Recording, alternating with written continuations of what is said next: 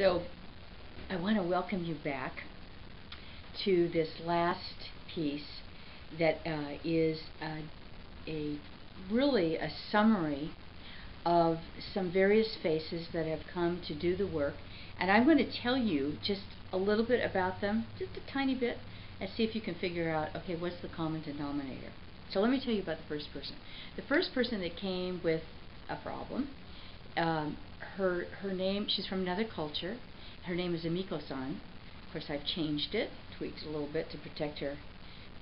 But so she's from Asia, and when she came because her oldest kids, who happened to be twins, were graduating from high school, and she came with a sense of what she called the empty nest.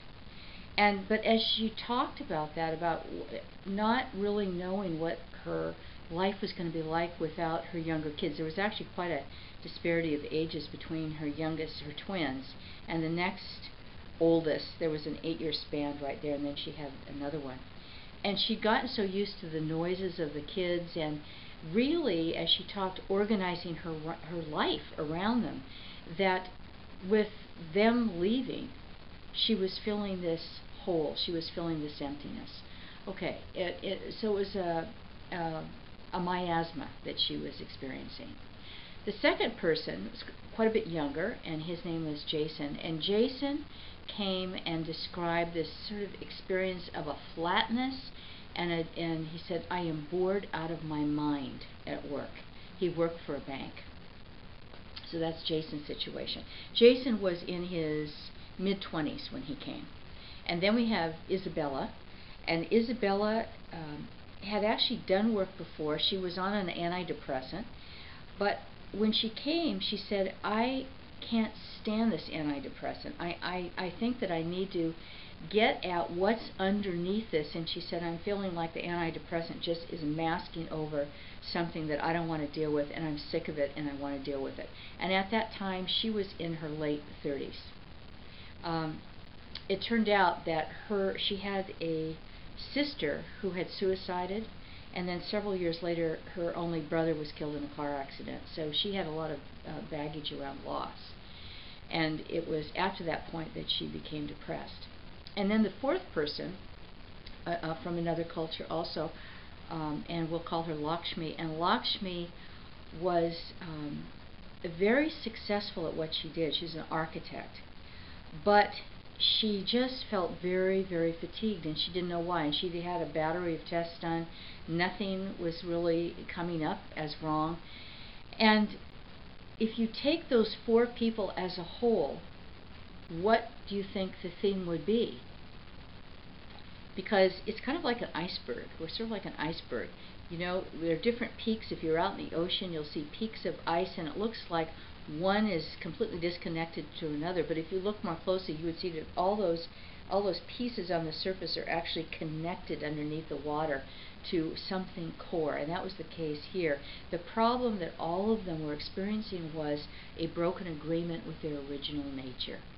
They were backsliding on their dreams. And whenever we backslide on our dreams, I don't care what age we are, it creates a sense of resistance in our body, in our psyche. And when we have resistance, the next thing that happens is you've got a blockage, or you've got a flow. And that blockage and that flow can show up as headaches and belly aches. It can show up as all kind of physiological symptoms, but it also can show up in terms of a person feeling like they've lost a sense of direction, they're losing confidence, they're not trusting themselves or others in the same way that they did.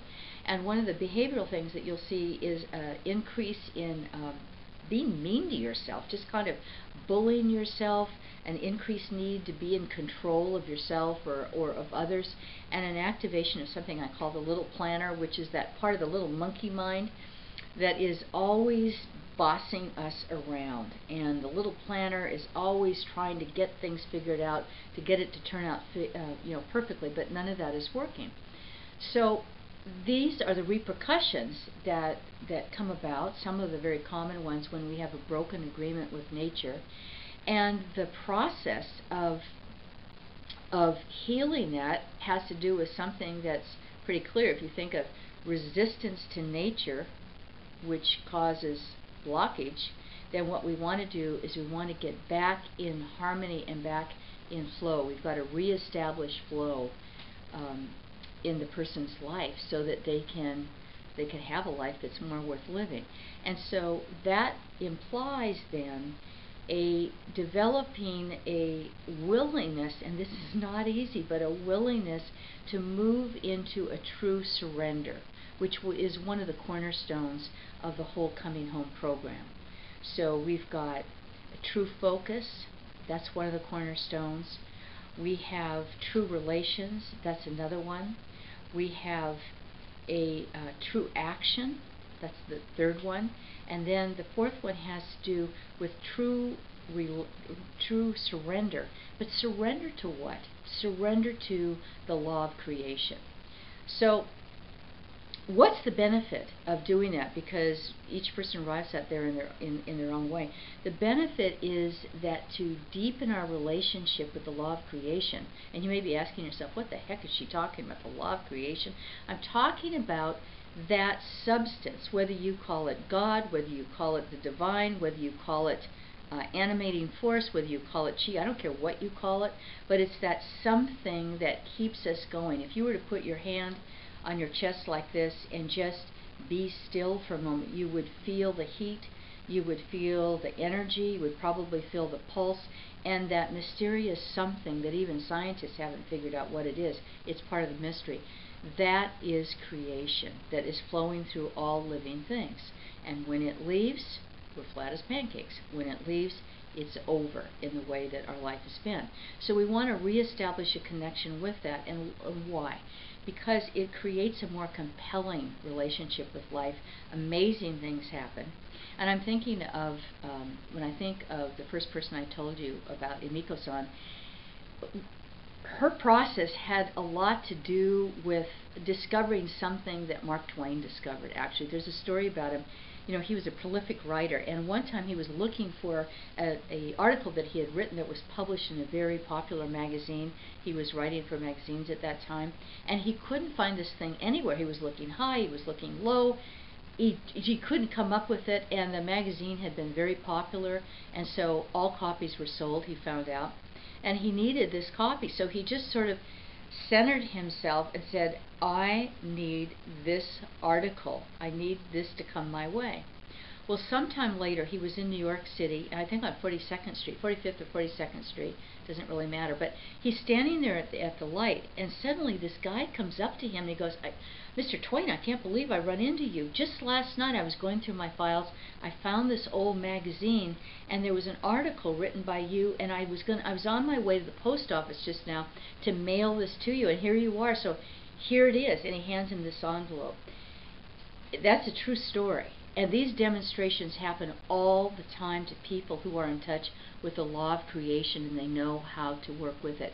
Well, that was something that Emiko-san was a vital part of her process, was beginning to learn how to work with the law of creation in such a way that amazing things happen.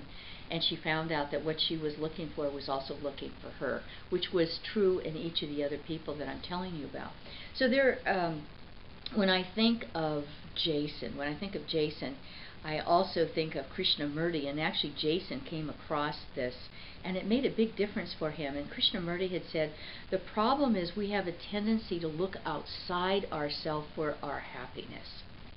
Eric Butterworth, an amazing guy who died a couple years ago, said something very similar. He said, we come into this culture, and we have this tendency, we're sort of psychologized into believing that our job is getting. It's like we're walking around with little begging bowls, thinking that the outer world is going to satisfy what we're looking for. And what Jason had to come to terms with was that it's an inside job.